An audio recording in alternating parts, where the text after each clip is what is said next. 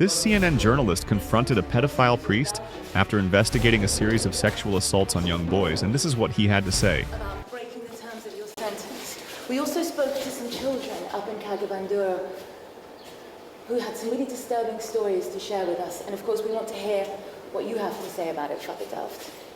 Nothing. What do you mean nothing? Nothing. You're a priest, you're a man of God. These children are accusing you of abusing them, and you have nothing to say for yourself? No. Do you know Alban? Do you remember Alban? He said he was 13 when you abused him. Do you remember him?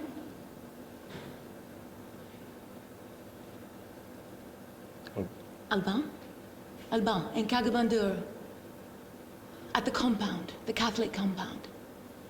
He and his father spoke to us. He was crying. He said that you told him you loved him, and then you hurt him. You have nothing to say. No.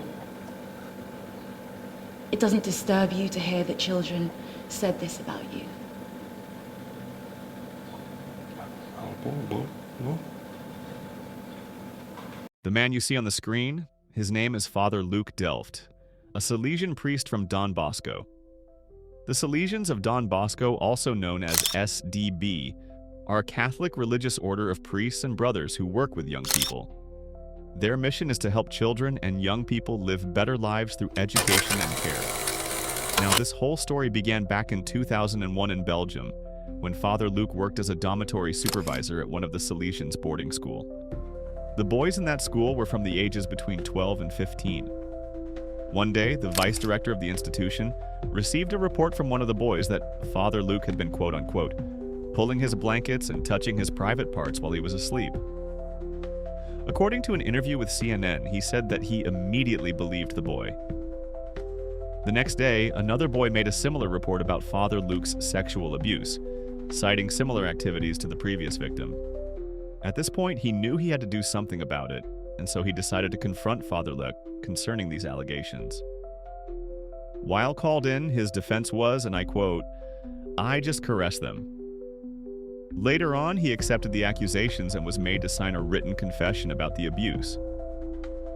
The next day, the written confession was brought up to the top dogs of the Brotherhood, to which they responded by apologizing to the victims and promising them that this awful predator would be withdrawn from any project concerning children. However, it was all bullshit. In fact, they sent him abroad for more projects involving children. Fast forward to 2012. So in 2012, the director of the boarding school found out that they had been played the order, and that, in fact, Father Luke was abroad working with children, and most likely creating more victims. He did what a decent human being would. He reported him to the police, providing them with the signed confession. Father Luke went on trial and was convicted, but not in the way you're thinking. What's even more crazy is that when he was being investigated, they found tons of CP materials in his possession, dating back to 2008 when he had gone on a trip with children to DRC Congo. With these crimes, he got a suspension sentence and was banned from working with children for 10 years, and the case was closed. From there, he just disappeared. It wasn't until years later, when CNN were investigating about priests, predators for a documentary called Abuse and Scandal in Catholic Church, that they began tracking him down using his social media posts, which brought them to a very secluded area in Cagabandoro in Central African Republic, where he was working under Caritas agency. They discovered that he had been working there with children for years following his ban by the court.